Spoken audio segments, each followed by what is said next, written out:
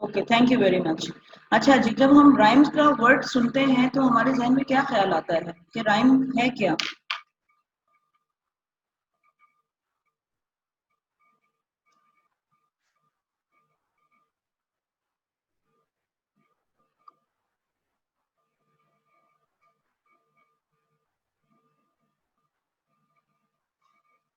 चलें, जो आपके आइडियाज़ हैं वो मैं देख रही हूँ। सबसे पहले आपने ये भी देखना है कि थोड़ा-सा हम बचपन में भी चलते हैं अपने ना, तो अगर मैं आपसे कहूँ कि आपको कौन-सी अ, राइम अभी तक याद है, राइम यानी कोई पोएम जो आपको अभी याद हो, जो आप एकदम क्विक आप मुझे बता सकें, तो वो आप चैट बॉक्स में लिखें और थोड़ा-सा कुछ सेकंड के लिए सोचें और बताएँ कि आपने उस राइम से क्या सीखा?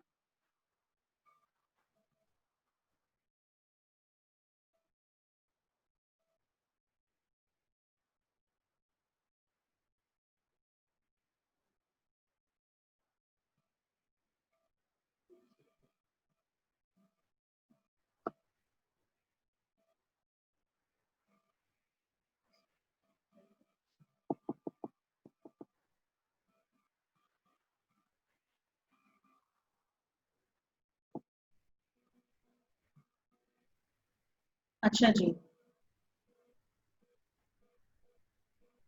आप लोग चैट बॉक्स यूज़ कर रहे हैं? हाँ, ट्विंकल ट्विंकल लिटिल स्टार ये बहुत ज़्यादा फ़ेमस है, ज़हन में आपके यही आया rhyme.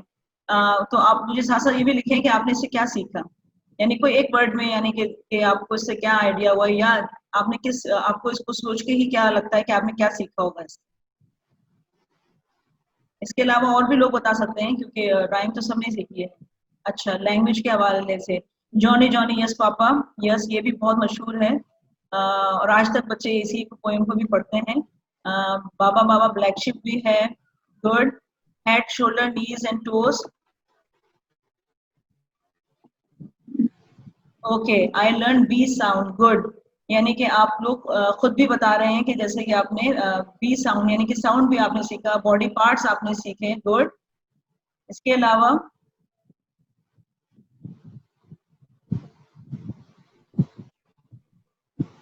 Okay, Mary had a little lamb. Kainat Asghar आपने क्या इससे सीखा?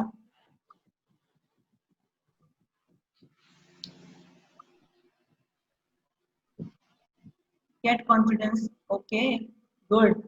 तो यानी कि हर एक ने कोई ना कोई पोएम सीखी है, राइम सीखी है अपने बचपन में और आज अगर हम उसको रिफ्लेक्ट करें तो हम ये सोचते हैं कि हमने उससे क्या सीखा।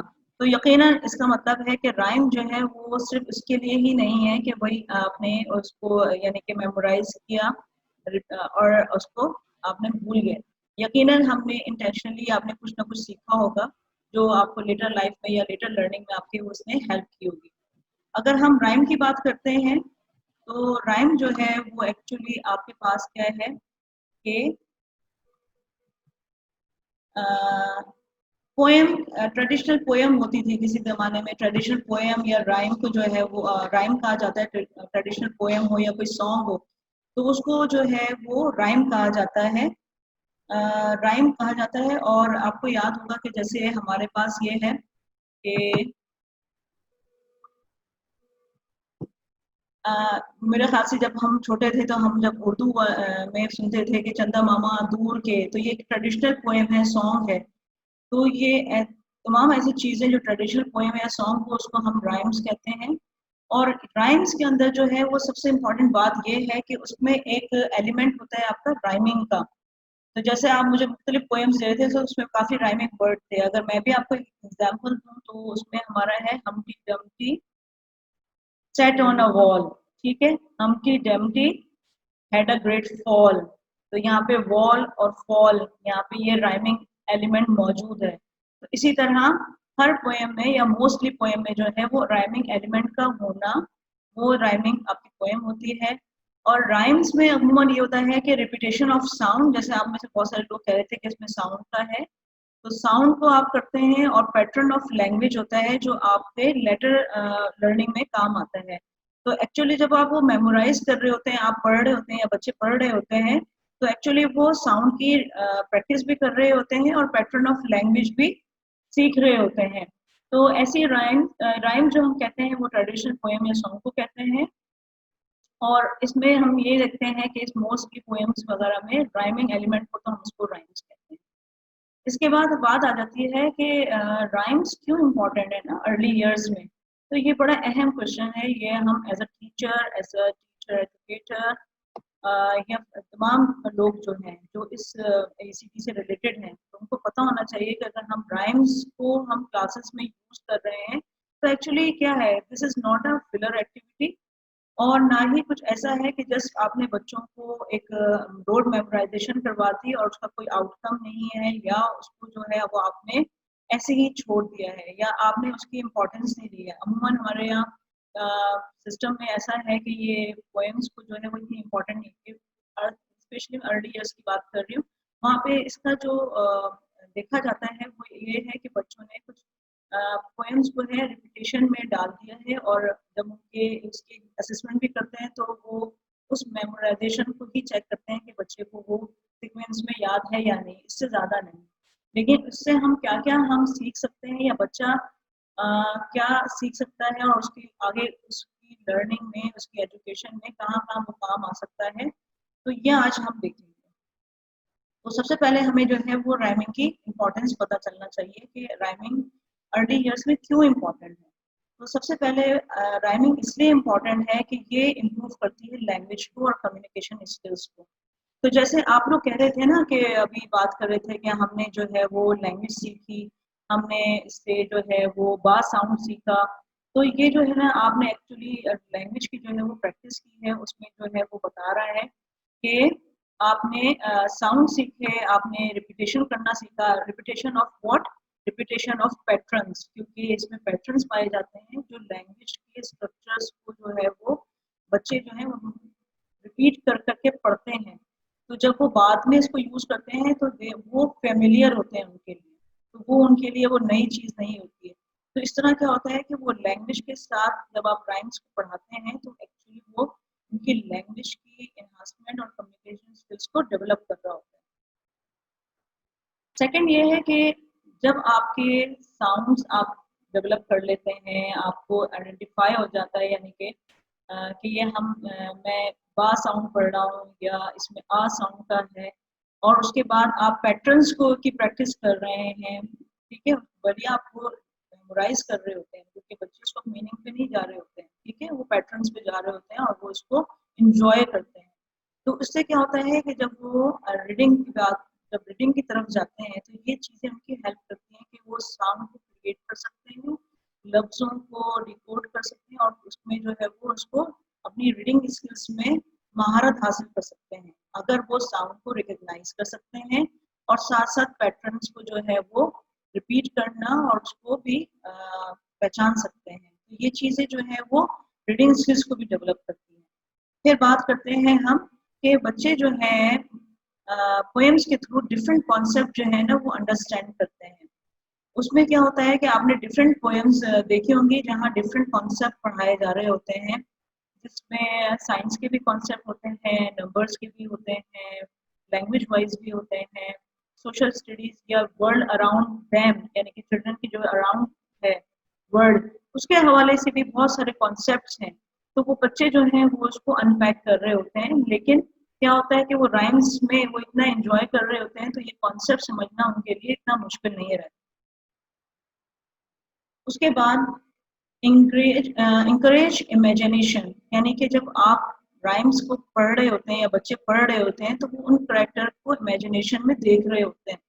कि जैसे मैंने अभी आपको एग्जांपल दी थी कि हमटी Dumpty set on a wall, तो वो सोच रहे होंगे कि वो करेक्टर है और वो वॉल पे बैठा हुआ है, भले ही उनको मीनिंग पे नहीं है, लेकिन जिस तरह हम एक्शन करके उनको पढ़ाते हैं तो बच्चे इमेजिनेशन में जाते हैं और उस करेक्टर को विजुअलाइज करते हैं। तो इससे क्या होता है कि बच्चों में ये जो इमेजिनेशन की जो स्किल्स है वो भी बहुत डेवलप होती है कि वो चीज़ों को इमेजिनेट करें और उसके मुताबिक अपनी अंडरस्टैंडिंग को शेयर कर सकें। उसके बाद ये तो बड़ा इंपॉर्टेंट पार्ट है कि इम्प्रूविंग फिजिकल डेवलपमेंट। तो आपने देखा होगा कि जब हम बच्चों को राइम्स पढ़ा रहे होते हैं तो बच्चे मुसलसल एक्शंस कर रहे होते हैं, और अगर वो राइम में आप एक्शन भी नहीं करवा रहे होते हैं लेकिन उनके बॉडी पार्ट जो होते हैं वो मूविंग में होते हैं, तो और कुछ ऐसी पोएम्स भी होती हैं जो आपके एक्शंस भी करवा रहे होते हैं, तो इसमें जो है वो मोटर स्किल्स डेवलप हो रही होती है। अगर हम मोटर स्किल्स को बात करते हैं तो एक ग्रॉस मोटर स्किल्स है और एक फाइन मोटर स्किल्स है। तो कुछ पोएम्स जो हैं वो पूरे फिजिकल बॉडी को आपको इन्वॉल्व करती हैं पोएम में, और कुछ ऐसी होती हैं जो फाइन मोटर स्किल्स को, यानी कि जहाँ बच्चे उंगलियों का इस्तेमाल कर रहे होते हैं छोटी मूवमेंट में, तो वहाँ पे ये उनकी फाइन मोटर स्किल्स की भी प्रैक्टिस हो रही होती है। अच्छा, advancing social emotional and moral development, ये बड़े इंपॉर्टेंट पार्ट है। बहुत सारी पोएम ऐसी हैं जो social, emotional and moral development के लिए बहुत हेल्पफुल होती है। बहुत दफ़ा ये होता है कि जब ये बच्चे आप रिसाइट कर रहे होते हैं, आपने खुद भी ऑब्जर्व किया होगा, तो बच्चे जब हम पढ़ाते हैं पोएम्स, तो बच्चे एक दूसरे का हाथ पकड़े हुए होते हैं, एक दूसरे के गिर्द घूम रहे होते हैं, तो इससे बच्चों में सोशल जो एस्पेक्ट है वो बहुत ज़्यादा स्ट्रॉन्ग होता है। तो उसमें ये होता है कि वो एक दूसरे के फ्रेंड फील करते हैं, एक क्लास की कम्युनिटी फील करते हैं। वो ये नहीं करते कि मतलब ये इलेक्शन मैं करना है, ये मुझे करना है। सब मिलके उस राइम्स में, उन एक्शंस में पार्टिसिपेट कर रहे होते हैं। इमोशनल में मतलब वो एक दूसरे के साथ कनेक्टेड होते हैं, ठीक है ना? तो ये बहुत ज़्यादा इम्पोर्टेंट है कि एक क्लास में बच्चे जो हैं वो डिफरेंट सेटिंग से आए हुए और किस तरह से वो एक कम्युनिटी का रुख दे रहे होते हैं। और मोरल डेवलपमेंट भी हो रही होती है कि किसी को आप उसमें आप बता रहे होते हैं कि आपने ये करना है। फॉर एग्जांपल अगर आपने अच्छी हैबिट्स डेवलप करवानी है तो ये मोरल डेवलपमेंट है, बट बड़ों से किस तरह से बात करनी है, या किस तरह से हमने कौन सा बिहेवियर जो है, डिजायर बिहेवियर जो है वो मॉडल करना है। तो ये तमाम चीजें जो है वो थ्रू पोएम आप या राइम्स के जरिए आप ये करवा सकते हैं। फिर ये होता है कि प्रिपेयरिंग फॉर एडवांस लर्निंग, जैसे मैं आपसे कह रही थी ना कि अगर बच्चे की लैंग्वेज डेवलप रहती है, उसको साउंड का पता चल जाता है, उसको पैटर्न्स आ जाते हैं, तो जब वो अर्ली ईयर से आपकी क्लास थर्ड की तरफ मूव करते हैं, तो एक तरह से वो एक एडवांस लर्निंग की तरफ जाते हैं, जहाँ रीडिंग, राइटिंग और दूसरे सब्जेक्ट जो है वो उनको एडवांस लर्निंग की तरफ लेके जाते हैं। तो बच्चे जो हैं वो अर्ली ईयर्स में इस काबिल होते हैं कि वो अपनी स्किल्स को डेवलप कर लें और एडवांस लर्निंग के लिए तैयार हो जाएं। तो ये बेसिकली ये तमाम आपके इम्पोर्टेंस है अर्ली ईयर्स की। इसके अलावा नंबर ऑफ थिंग्स हैं कि जिसमें लैंग्वेज को ज़्यादा एम्फेसाइज किया गया है कि राइम्स जो है वो लैंग्वेज डेवलपमेंट के लिए बहुत ज़्यादा इम्पोर्टेंट टूल है। तो इसको मद्देनजर रखते हुए बहुत सारी चीज़ें जो है वो बताई गई हैं कि इस लिहाज से बहुत ज़्यादा इम्पोर्टेंट है। तो जैसे मैं आपसे शुरू में बता रही थी कि राइम्स को जो है वो हमने सिर्फ मेमोराइजेशन के लिए रखा है और शायद सोर्स ऑफ एंजॉयमेंट। तो this is not all about, this is all about imagination, physical development, moral development, social and emotional development. It is talk about cognitive development and also linguistic development. तो ये इतने सारे aspect को जो एक holistic development की बात करते हैं ना, जब हम अर्ली ईयर्स में, होलिस्टिक डेवलपमेंट जो है वो कंसिस्ट होता है, यानी कि मुश्तमिल है आपकी फिजिकल डेवलपमेंट में, social, emotional and moral development में, कॉग्निटिव में और लिंग्विस्टिक में। तो ये राइम्स जो है वो आपके तमाम एस्पेक्ट्स को फुलफिल कर रही होती है, तो ये इस कदर इम्पोर्टेंट है। अच्छा, अब हम बात करते हैं कि rhymes in early years classrooms. अब ये क्या है कि राइम्स जो है अगर हम अर्ली इयर्स क्लासरूम में लेते हैं तो वो क्या चीज़ है? तो सबसे पहले जो है राइम्स फॉर प्लेजर। तो यानी कि राइम्स जो है वो हम क्लासरूम में एंजॉयमेंट के लिए, फन के लिए भी हम इस्तेमाल करते हैं। और जब हम अर्ली इयर्स में प्लेजर के लिए इस्तेमाल करते हैं तो बच्चे जो हैं वो मीनिंग पे फोकस नहीं कर रहे होते हैं एक्चुअली, वो रिदम पे और आपकी मूवमेंट पे वो ज़्यादा उनका एम्फेसाइज होता है, तो वो उससे ज़्यादा एंजॉय कर रहे होते हैं। अच्छा, उसमें क्या होता है कि जब आप राइम्स पढ़ रहे होते हैं तो बच्चों की जो कंसंट्रेशन है वो जो है वो म्यूजिक एंड रिदम की तरफ है, उसपे वो एक्शन परफॉर्म कर रहे होते हैं। और एज अ टीचर आप ये भी कर सकते हैं कि आप उनको एक पिक्चर शो की, आपने जैसे यहाँ पे भी एक पिक्चर नजर आ रही है, तो आपने वो जो राइम्स आप पढ़ाने जा रहे हैं तो वो जो है आपने उसको शो किया और बच्चों से पूछा कि भाई आज हम क्या पढ़ने जा रहे हैं, तो ये राइम्स किसके हवाले से है। तो उसमें क्या होता है कि बच्चे जो है वो अपने आइडियाज को शेयर करेंगे या उनमें जो कैरेक्टर बने हैं वो इमेजिनेशन को जो है वो भी देखेंगे कि वो कैरेक्टर क्या कर रहा होगा इस पोएम में, या रोल प्ले के थ्रू जो है वो ये तमाम आप काम भी करवा सकती हैं। तो जो वो राइम्स है वो प्लेजर के लिए हो जाएगी और ये बहुत छोटे बच्चों के साथ आप बहुत आराम से करवा सकते हैं। फॉर एग्जाम्पल एक पोएम मैंने आपके लिए ली है जिसमें ये एक बच्चा जो है ये आइसक्रीम खाते हुए आपको नजर आ रहा होगा यकीनन। तो आपने बच्चों को ये पिक्चर दिखाई, उसने कहा कि what is going on this picture, तो बच्चे maybe answer that he is eating ice cream. तो you can ask that would you like to eat ice cream, okay which flavour. तो इसमें जो है वो बच्चे थोड़ा सा सोचेंगे और आपको आंसर्स करेंगे, तो आप फिर आप उनके साथ एक्शन में ये पोएम पढ़ सकती हैं कि ice cream ice cream in a ball. मैंने आपके लिए एक्शन किया है कि make a circle with a hand.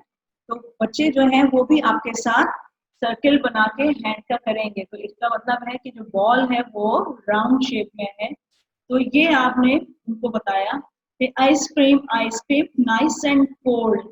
तो शिवरिंग मोशन आपने देनी है कि भाई आइसक्रीम खा के थोड़ी सी सर्दी लगती है, तो ये बच्चों के लिए जो वो एक्शन कर रहे होंगे तो वो इसे एंजॉय कर रहे होंगे। आइसक्रीम आइसक्रीम वाटर ट्रीट, तो आपने क्लैप करना है 3 टाइम्स। ठीक है, तो ये सारे बच्चे जो हैं वो आपके साथ रिपीट कर रहे होंगे ice cream ice cream good to eat. तो आपने क्या करना है, रब टमी, तो यानी कि फुल आपकी टमी हो चुकी है आइसक्रीम से और आपने बहुत इंजॉय किया उसको। तो ये पोएम ऐसी छोटी छोटी पोएम जिनमें एक्शंस हो, तो वो आप जो बहुत छोटी क्लासेस हैं आपकी, प्ले ग्रुप है या उसके बाद किंडरगार्टन है, या हर स्कूल का स्ट्रक्चर चेंज है, तो उसमें ये आप पोएम इस टाइप की पोएम इस्तेमाल कर सकते हैं जिसमें एक्शन हो और जिसमें बच्चों का जो है वो इन्वॉल्वमेंट हो और बच्चे जो हैं वो उसमें एक्शन कर सकें। ठीक है, उसके बाद है इमोशंस। ये बड़ा इम्पोर्टेंट है ना कि बच्चों को एक तो अपनी इमोशंस का भी अंडरस्टैंड नहीं कर पाते हैं, और जब वो अपने नहीं कर पाते तो दूसरों की भी नहीं कर पाते हैं। बाज़ दफ़ा आप नाराज़ होते हैं अपने बच्चों से, उनको ये नहीं पता होता कि आप नाराज़ होने के मूड में हैं, तो वो अपना एक नॉर्मल बिहेवियर रखते हैं जब वो कर रहे होते हैं। तो इसके लिए बहुत ज़रूरी है एक तो ये कि आप इमोशन सिखाएं कि दूसरे की इमोशन का और अपनी इमोशन को अंडरस्टैंड करना है। सेकंड ये भी है कि ये जो आपके बच्चे बहुत ज़्यादा आपने देखा होगा क्लास में इमोशनल होते हैं, कुछ एंग्री ज़्यादा होते हैं, कुछ जो है वो शाई होते हैं, कुछ एक्साइटेड होते हैं। तो उनकी जो इमोशंस हैं उनको रेगुलेट करने की भी ज़रूरत है। रेगुलेट मीन्स के कंट्रोल करने की ज़रूरत है ताकि वो अपने आप को, अपनी इमोशंस को खुद से कंट्रोल करें। तो ऐसे ही आपने पोएम्स को सिलेक्ट करना है जो इमोशंस को रेगुलेट करने में काम आए। तो जैसे आप ये बड़ी मशहूर पोएम है, आपने नेट पे भी सर्च कर सकते हैं। तो if you are happy and you know it clap your hand, if you are happy and you know it clap your hand. तो बच्चे को पता होगा कि इसमें मैं जब खुश हूँ तो मैंने क्लैप करना है। If you are angry and you know it cross your arms, if you are angry and you know it cross your arms. तो बच्चे को पता है कि नाराज होना है तो इसका मतलब ये नहीं है कि मुझे जाके किसी से फाइट लड़नी है। Cross your arm and show your emotion that you are angry. If you are sad and you know it stamp your feet. ठीक है, if you are sad and you know it, stamp your feet. If you are excited and you know it, jump up and down. तो उसमें क्या होगा कि बच्चे को पता है जब मैं खुश हूँ तो मुझे जंप करनी है अप एंड डाउन, तो वो इसको रेगुलेट करेगा। If you are excited and you know it, jump up and down. If you are scared, अब ये मीनिंग देना है scared का कि if you are scared and you know it, hide your face. If you are scared and you know it, hide your face. तो ये तमाम थोड़ा सा एक्सरसाइज है आपके लिए कि इसमें जो है इमोशंस को कैसे आपने एक तो डिफाइन करना है और किस तरह से रेगुलेट करना है कि वो ना अपने आप को हार्म करें ना दूसरों को अपनी इमोशन से हार्म करें, और एटलीस्ट उनको पता हो कि किस इमोशन में मुझे कौन सा रिएक्शन देना है। ये बड़ा इम्पोर्टेंट है। राइम्स को आप जो है वो डिफरेंट कॉन्सेप्ट के लिए आप इस्तेमाल कर सकती हैं कि आपने डिफरेंट कॉन्सेप्ट समझाने हैं, और या इंट्रोडक्शन के लिए आप जो है वो डिफरेंट कॉन्सेप्ट आप राइम के थ्रू कैसे ले सकती हैं, ये बड़ा इम्पोर्टेंट है। उसमें क्या होता है कि उसमें आपने डिफरेंट कॉन्सेप्ट, अगर हम मैथ्स को लेते हैं, नंबर्स को लेते हैं, न्यूमरेसी को लेते हैं अर्ली ईयर्स में, तो आपके नंबर्स है, काउंटिंग है, ठीक है, इस तरह से और भी के बहुत सारे वो हैं। अच्छा, जब हमारी मीटिंग, मैं आपको थोड़ा सा अनाउंस कर दूं कि हमारी जब मीटिंग हो तो फिर हम दूसरे आपने लिंक पे जाके फिर दोबारा हमसे कनेक्ट हो जाना है और ये सेशन जो है इसी तरह से वो कंटिन्यू करेंगे।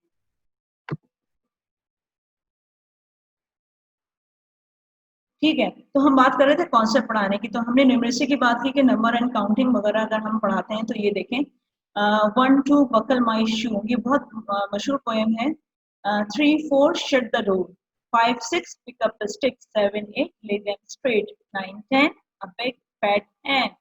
तो ये आपका एक्शंस भी हैं, इसमें आप पैटर्न भी देख रहे होंगे कि लैंग्वेज के, buckle my shoe, shut the door, pick up sticks, lay them straight, a big fat hand. तो ये आपके पैटर्न्स दिए हुए हैं। तो ये बच्चे की जो है वो लैंग्वेज डेवलप हो रही है, और काउंटिंग में आपने 1 to 10 तक आपने नंबर भी याद करवा दिए। तो एक तो ये फायदा हो जाता है आपका कॉन्सेप्ट पढ़ाने का, कोई भी आपने कॉन्सेप्ट इंट्रोड्यूस करवाना है अर्ली ईयर्स में न्यूमरेसी के हवाले से, काउंटिंग के, तो डिफरेंट आपको पोएम्स मिल जाएंगे। उसके बाद हम अगर हम बात करें, all of me, my hands are for clapping, my arms can hug tight, my finger can snap और can turn on the light, my legs are for jumping, my eyes help me see, this is my body and I love all of me। तो ये तमाम चीजें जो हैं अगर आप इसको पढ़ते हैं तो आपके ध्यान में कौन सा कॉन्सेप्ट आएंगे? यकीनन साइंस। तो उसमें हम पार्ट्स ऑफ बॉडी पढ़ाते हैं, और उसमें आपको बच्चों को आसानी से, इसमें 5 6 आपके पास वो बॉडी पार्ट्स हैं, बच्चों को नाम इजीली उनको याद हो जाएंगे। उसके बाद हम बात करते हैं एक और कॉन्सेप्ट हम पढ़ा सकते हैं, we see leaves, we see orange, we see brown, we see leaves on the ground, we see yellow, we see red, we see leaves above our head. तो यहाँ पे जो है वो कलर की बात की जा रही है। अगर आपने डिफरेंट कलर्स बच्चों को याद करवाने हैं तो this poem you can show different colors and recite this poem so they can identify the color and that line. We see orange, so you can show the brown color, so student also identify that no, this is not. We see orange, we see brown, we see leaves on the ground, तो leaves के color आ जाएंगे आपके पास, 4 5 colour आ जाएंगे, तो वो आपने बच्चों को करना है, और स्विच करते रहें तो बच्चे जो हैं डिफरेंट कलर जो इनके अलावा हों तो वो स्विच करें, ताकि बच्चों को पता हो कि हमने ये 5 कलर यूज किए हैं, तो ये 5 हमें अच्छी तरह याद हो गए हैं। तो इसमें बच्चे को जो है वो पैटर्न पे रहेंगे और वो स्पेलिंग्स पे नहीं जाएंगे, तो लेकिन उनको इन राइम्स के थ्रू जो है वो कलर के नेम याद हो जाएंगे। ऐसे कई चीजें हैं जो आप कॉन्सेप्ट को इंट्रोड्यूस कराने से पहले जो है वो आप राइम्स को यूज कर सकते हैं। और जब आप जो है अगर हम अपने बच्चे के इर्द गिर्द का जो है माहौल है, उसमें भी हम ये भी इस्तेमाल कर सकते हैं कि मीन्स ऑफ कम्युनिकेशन किन किन थ्रू, किस किस के जरिए हम सवारी इस्तेमाल, कौन कौन सी सवारियां हम यूज कर सकते हैं एक जगह से दूसरी जगह जाने, तो ऐसी कई पोएम्स आपको मिल जाएंगे जहाँ मीन्स ऑफ कम्युनिकेशन आपको मिल जाएंगे। और सेकंड ये भी है कि बच्चे जो है इन पोएम्स के थ्रू जो है वो टेक्निकल वर्ड्स भी सीखते हैं, क्योंकि हर सब्जेक्ट का टेक्निकल वर्ड्स होते हैं। अगर मैथ्स की बात करते हैं तो साइज है, वेट है, सेंसेस है, अगर हम साइंस की बात करते हैं तो सेंसेस है, प्लांट है, तो इतना टेक्निकल वर्ड्स जो है वो बच्चे जो है या कॉन्सेप्ट जो है वो थ्रू आपके राइम्स के जरिए सीखते हैं। अब ये बात करते हैं कि राइम्स के थ्रू जो है वो हम प्रोसेस भी सिखा सकते हैं बच्चों को। तो प्रोसेस जो है वो एक टीम मेकिंग का भी हो, क्योंकि बच्चे जो है जो उनके वर्ल्ड है अराउंड, वर्ल्ड जो उनके अराउंड है वो उसको ज़्यादा अंडरस्टैंड करते हैं, वो चीज़ें जो उन्होंने देखी हुई हैं। तो ऐसे प्रोसेसेस जो बच्चे एक्सपीरियंस कर सकते हो उस चीज़ का। तो जैसे एक मैंने पोएम निकाली थी, ये आपको इंटरनेट में भी आराम से मिल जाएगी, making sandwich. This is a sandwich बनाना भी एक प्रोसेस है, तो ये बनाना इतना आसान हो जाएगा जब आप उसको थ्रू राइम्स के थ्रू करवाएंगे।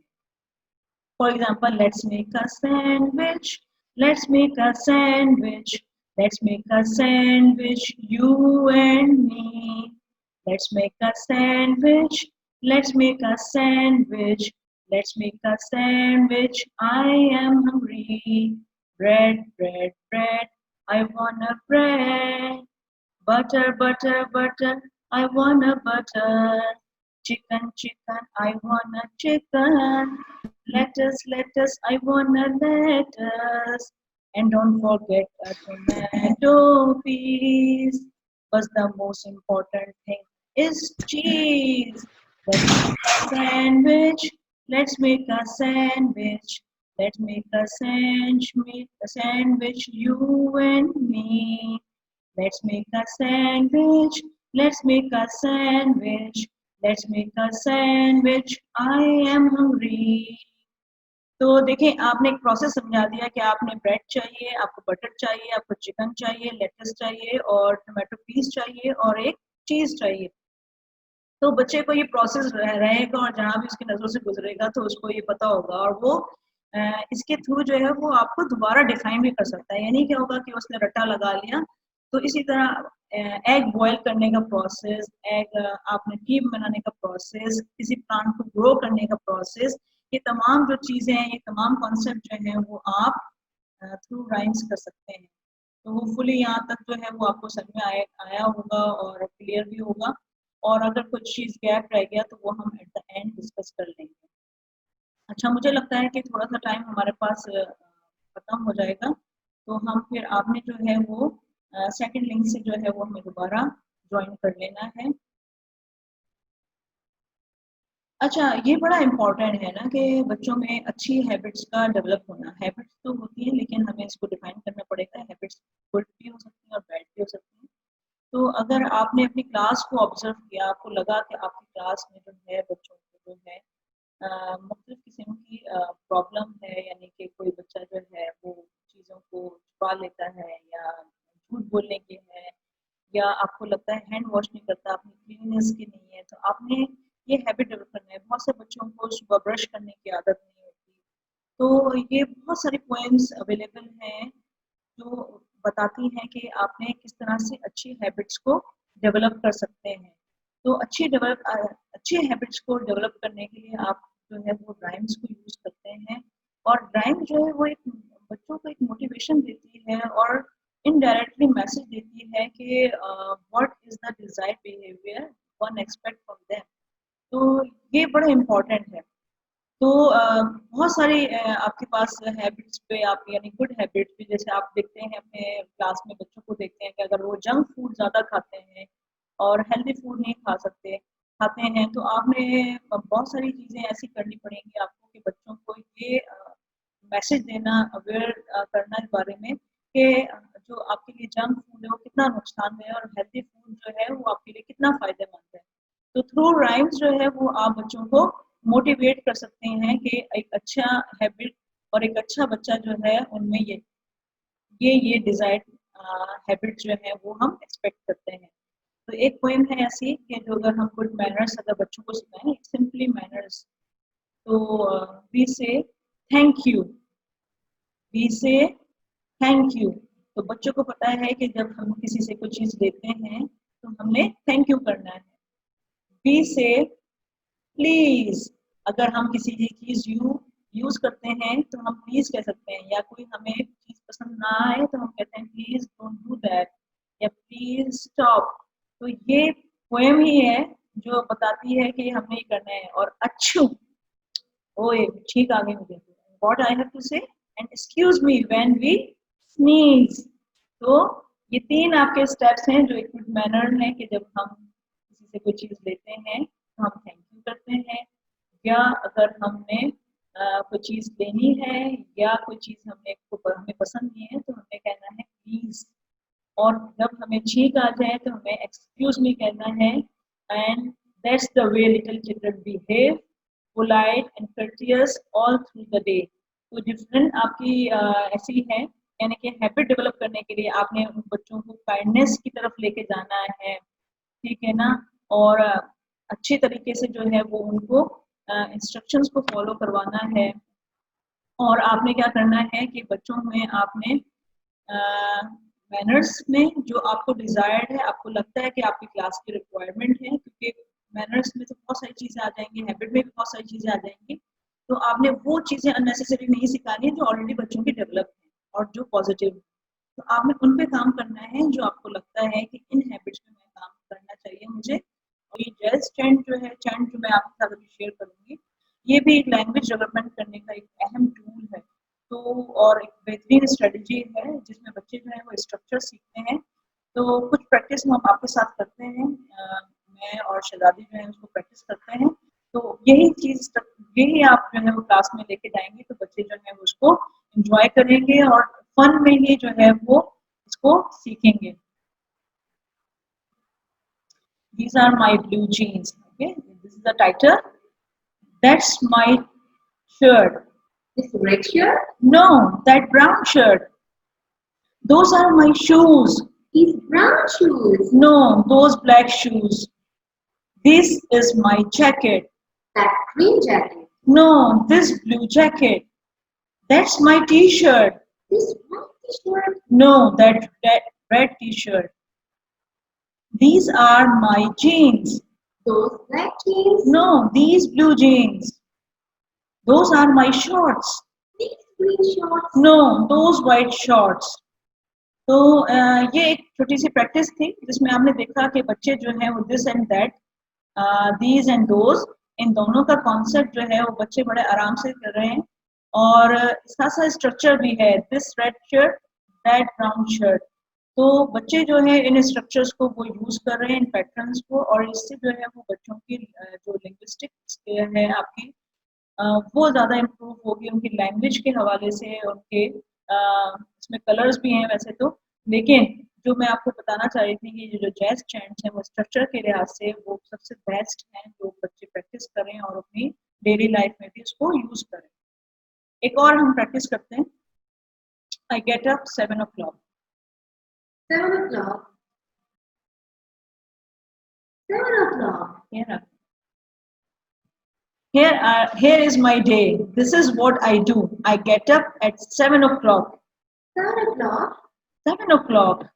I take a shower at 7:30. 7:30. 7:30. I have breakfast at 7:45. 7:45. 7:45. Oh. I go to school at 8:15. 8:15. 8:15. I have lunch at 1 o'clock. 1 o'clock. 1 o'clock. I go home at 5:15. 5:15. 5:15. I have dinner at 7:30. 7:30. 7:30. I go to bed at 10:45. 10:45. 10:45. तो see आपने एक line और रह गई है, and then I start all over again. very nice. तो this is a short practice, और अगर आप इसमें क्लास में बच्चों को पेयर में आप प्रैक्टिस करवाएं या ब्लैक बोर्ड पे लिख के बच्चों को प्रैक्टिस करवाएं, क्योंकि देखिए रिसोर्सेज तो आप खुद डेवलप कर सकते हैं और कोई इसमें ज़्यादा वो प्रॉब्लम वाला नहीं है। आपने बोर्ड पे लिखा और बच्चों को डायलॉग्स की फॉर्म में वो उसकी प्रैक्टिस करें। तो यहाँ टाइम का भी कॉन्सेप्ट है और डेली रूटीन का भी है, देखा जाए तो प्रेजेंट डेफिनेट है, लेकिन हम डायरेक्टली तो नहीं बताएंगे कि प्रेजेंट डेफिनेट है। लेकिन बच्चे जो हैं वो सिर्फ, क्योंकि आजकल बच्चों को ये नहीं सिखाया जाता कि ये प्रेजेंट डेफिनेट है, हम बच्चों को प्रैक्टिस करके बताते हैं कि ये प्रेजेंट डेफिनेट है। तो आपने देखा कि इसमें 2-3 चीज़ें इसमें कवर हो रही हैं। तो ऐसे कई जैज़ चैंट हैं जो आप इंटरनेट पर सर्च कर सकती हैं और अपनी रिक्वायरमेंट के हवाले से उसमें से आप सिलेक्शन कर सकते हैं।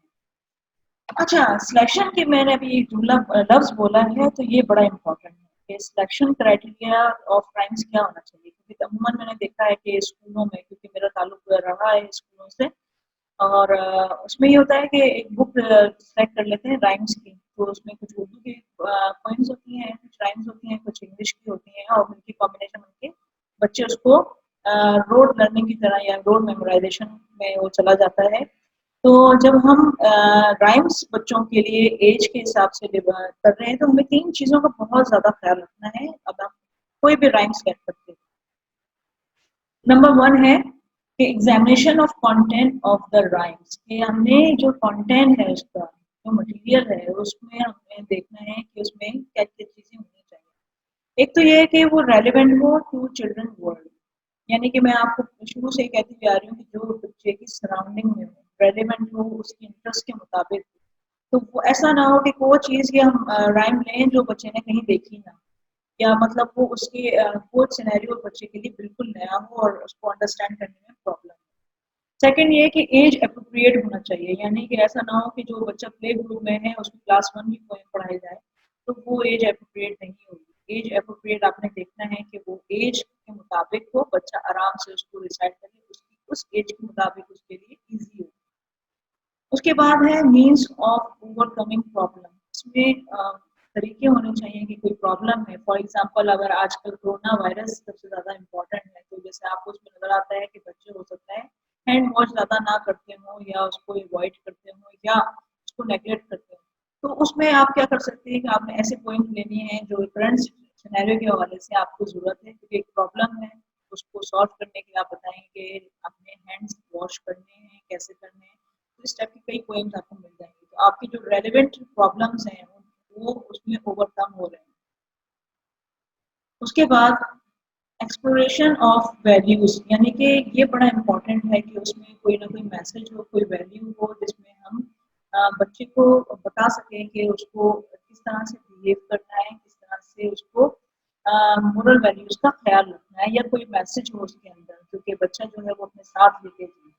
तो इस टाइप का आपने जो कंटेंट आप जब आप राइम्स का देख रहे हैं तो उनमें आपने ये 4 चीज़ों का बहुत ख्याल रखना है कि एक तो रेलेवेंट और इंटरेस्ट के मुताबिक हो बच्चे की, एज एप्रोप्रिएट होना चाहिए, उसमें कोई प्रॉब्लम या कोई ऐसा चीज़ जो उसमें तरीक़ेकार बताया जा रहा हो कि उसको किस तरह से सॉल्व करना है, और उसमें मोरल वैल्यूज़ का भी हो। अब ये तमाम चीज़ें आपको 2 चीज़ें तो इम्पोर्टेंट हैं, तीसरी जो है वो आपने देखिए अगर आप प्रॉब्लम के हवाले से कोई पोएम सेलेक्ट करें तो वो एज अप्रोप्रिएट हो, चाइल्ड के रेलेवेंट हो और इंटरेस्ट के मुताबिक हो। अगर आप वैल्यूज के ले रहे हैं तो वैल्यूज के लिए आपने एज अप्रोप्रिएट लेनी है और रेलेवेंट होनी चाहिए और बच्चे के बैकग्राउंड के हवाले से होनी चाहिए, यानी कि बैकग्राउंड मीन्स कि जो जहाँ पे वो रहता है मौजूद है, यानी कि स्कूल में मौजूद है, तो आपको पता होना चाहिए कि आपने कौन सी वैल्यू आपको रिक्वायर्ड है, डिजायर्ड है, तो आपने उसके मुताबिक देखना है। यानी कि प्रॉब्लम और वैल्यूज आपको एक साथ हो सकता है नजर ना आए, कहीं नजर आए कहीं नजर ना आए। तो जब आपने अगर प्रॉब्लम के लिए लेनी है कोई सोल्यूशन के लिए तो आपने एज एप्रोप्रिएट और रेलिवेंट लेनी है, और अगर आप वैल्यूज को फोकस कर रहे हैं तो फिर एज एप्रोप्रिएट भी होना चाहिए और रेलिवेंट भी होना चाहिए। उसके बाद उसमें जब हम वैल्यूज की बात करते हैं तो उसमें कल्चर बड़ा इंपॉर्टेंट है कि सेंसिटिविटी आपने देखनी है कि वो दूसरे कल्चर को वो हिट ना कर रहा हो, और avoid stereotypes any kind. Stereotype जो होती है वो ये होती है कि अगर हम बॉय और गर्ल का कोई पोएम है ऐसी है जो बॉय या गर्ल के हवाले से बात करें तो बॉय जो है वो बुलिंग में यूज हो रहे हैं और लड़कियां जो है वो इनोसेंट शो की जा रही हैं, तो इस टाइप के स्टीरियोटाइप्स यानी कि फिक्स्ड जो आपकी थॉट है उनको ना फोकस किया जाए ना, ठीक है। और एक जेंडर को दूसरी जेंडर पर जो है ना वो फोकस ना दी जा रही हो, यानी कि अगर हम गर्ल्स को अच्छा कह रहे हो तो हम बॉयज को बुरा ना कह रहे हो, या बॉयज को अच्छा कह रहे हो तो गर्ल्स को बुरा ना कह रहे हो, ठीक है ना। तो इस तरह से एक जेंडर को दूसरे जेंडर पे हमने फेवर नहीं करना है, तो ये बड़ा बातों का ख्याल रखना है। अच्छा, इसके बाद दूसरा जो बहुत इम्पोर्टेंट बात है जब आप राइम्स को सिलेक्ट कर रहे हैं तो अकम्पनिंग इलस्ट्रेशन यानी कि जो तस्वीरें बनी हुई होती हैं उनको आपने जब सिलेक्ट कर रहे हैं तो इसका भी बहुत ज़्यादा ख्याल रखना है। उसमें एक ये है कि रिप्रेजेंटेशन ऑफ कैरेक्टर्स, जो उस पोएम के हवाले से कैरेक्टर इन्वॉल्व हैं तो उनकी जो प्रेजेंटेशन है या उनको रिप्रेजेंट किया जा रहा है वो किस तरीके से किया जा रहा है ये बड़ा इम्पोर्टेंट है। उसमें आपके 2 एरियाज़ आ जाते हैं, नंबर 1 ह्यूमन आ जाता है, यानी कि ह्यूमन में आपका man, woman, girl, boy, old man, इस टाइप के जो भी हैं। और ये स्टेरियोटाइप जो मैं आपको बार-बार वर्ड यूज़ कर रही हूँ तो इसमें ये इसका मतलब ये है कि फिक्स्ड जो हम बना लेते हैं ना एक जेंडर के लिए कि भई ये ब्लू कलर जो है वो लड़कों के लिए या जेंट्स के लिए और ये पिंक कलर जो है वो लड़कियों के लिए है। तो ये स्टेरियोटाइप एक हमारी फिक्स सोच है। तो इस टाइप की चीज़ें नहीं होनी चाहिए ना। अच्छा जो फेशियल एक्सप्रेशंस हैं और बॉडी पोस्चर्स जो हैं ना वो आपकी इक्वल डिस्ट्रीब्यूशन होनी चाहिए। यानी ऐसा ना हो कि आपने एक जेंडर को दिखा रहे हैं कि वो एंग्री है और एक जेंडर पोलाइट दिखा रहे हैं। एक क्योंकि ये दोनों चीज़ें अगर एंग्री है तो मैन भी हो सकते हैं, वुमेन भी, गर्ल और बॉय दोनों सब कोई हो सकते हैं। तो इस तरह से ये ना दिखाया जाए, उसको डोमिनेट ना किया जाए या किसी को पीछे ना किया जाए। Equal distribution of facial expressions and body posture ये बड़ा इंपॉर्टेंट है। इसी तरह या तो हमारे पास अगर हमारे पास फैक्टर्स होते हैं ना ये इलस्ट्रेशन में किसी भी राइम्स हैं, या तो वो ह्यूमन होते हैं या वो एनिमल्स भी होते हैं। एनिमल्स में जो है ना अवॉइड जेंडर मार्कर, ये बड़ा इंपॉर्टेंट है। आपने देखा होगा अक्सर जो हमारे पास पोएम्स होती हैं, अगर उसमें जेंडर को दिखाया जाता है, अगर वो फीमेल है तो उसमें उसकी आईलैशेस बड़ी कर दी जाती हैं और उसको वो लगा के हेयर में बताता है कि ये फीमेल है। तो ये जेंडर मार्कर नहीं होना चाहिए, एक्चुअली जेंडर मार्कर होता है जिससे आपको जेंडर का पता चलता है। तो अगर आईब्रो है तो आईब्रो तो जेंट्स की भी होती है और वुमेन की भी होती है, लेकिन इस तरह से इसको रिप्रेजेंट नहीं करना चाहिए। और इसी तरह एनिमल्स में भी ना स्टीरियोटिपिकल इमेजरी नहीं होनी चाहिए। फॉर एग्जांपल अगर शी एलिफेंट दिखा रहे हैं तो दिखा रहे हैं कि वो घर में वैक्यूम कर रही है अपनी सूंड से, ठीक है ना, और तमाम काम जो है वो अपनी सूंड से कर रही है, और जो मेल एलिफेंट है वो जाके टीवी देख रहा है और चाय पी रहा है। तो ये इस टाइप की जो सोच है वो इसको जो है ना अवॉइड करना चाहिए। उसके बाद ये इसके बाद इलिस्ट्रेशन में ये भी बड़ा इंपॉर्टेंट है कि आपने सेटिंग्स देखनी है, यानी कि जो पिक्चर आपकी बनी है या जो इलिस्ट्रेशन हुई हुई है तो वो उसकी सेटिंग क्या है और उसमें कैरेक्टर्स जो है वो कौन सी एक्टिविटीज में इंगेज है, यानी कि जो राइम्स आपको बता रही है तो आपके जो कैरेक्टर्स हैं वो इसमें इंगेज हैं या नहीं है, या ऐसा तो नहीं है कि वो उससे मैच ना कर रहा हो, ठीक है ना, ये बड़ा इंपॉर्टेंट है आपका। उसके बाद आपके पास आता है synchronization of illustration with the text, यानी कि matching of illustration with the text, यानी ये जो तस्वीर आपकी ओवरऑल बनी हुई है, जो टेक्स्ट दिया हुआ है उससे मैच कर रही है या नहीं कर रही है। तो ये बड़ा इम्पोर्टेंट है। ऐसा ना हो कि इलिस्ट्रेशन जो है वो बहुत ज़्यादा छोटी है, क्लियर नहीं है, ये भी बहुत इम्पोर्टेंट है। या आपकी जो ड्रॉ हुई हुई चीज़ें हैं वो बहुत ज़्यादा कैची नहीं है, ठीक है ना। तो ये तमाम चीज़ें आपने देखने की सिंक्रोनाइजेशन जो है वो आपने इलिस्ट्रेशन की होनी चाहिए टेक्स्ट के साथ, सेटिंग और एक्टिविटीज जिसमें कैरेक्टर्स एंगेज वो इम्पोर्टेंट है आपकी।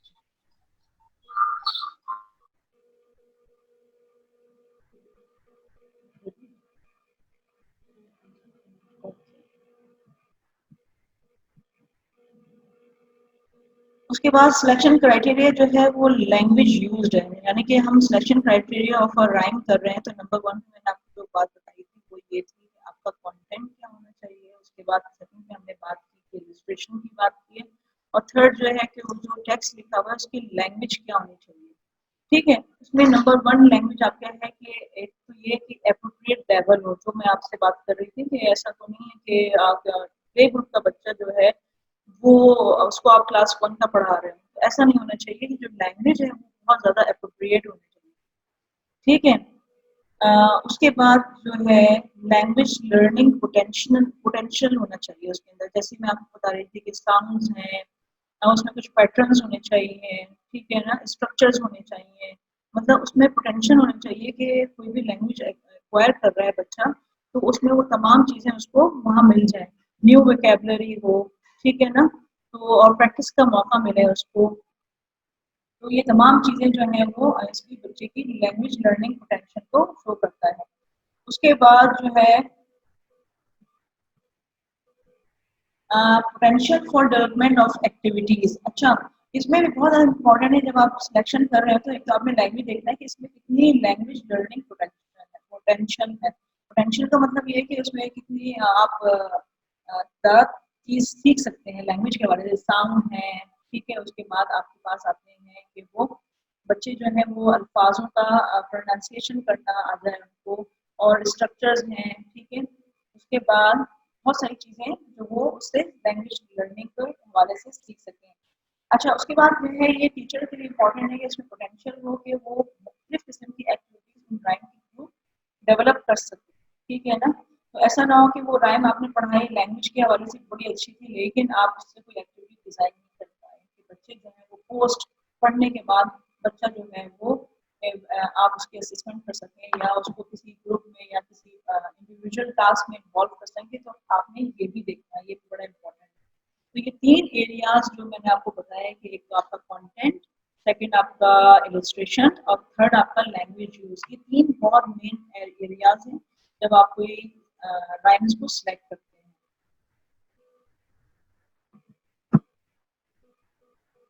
एक बड़ी मशहूर सेइंग है जिसमें कहा गया है कि ग्रेट राइमर्स मेक ग्रेट रीडर्स। तो ये बात का आपने जहन में रखते हुए मतलब ये बड़ी काम की बात है कि ग्रेट राइमर्स मेक ग्रेट रीडर्स। तो इसका मतलब ये है कि राइम्स जो है वो एक लैंग्वेज लर्निंग के लिए बहुत ही इम्पोर्टेंट टूल है, जिसे टीचर्स को अप्लाई कर सकती है अपनी क्लासेस में।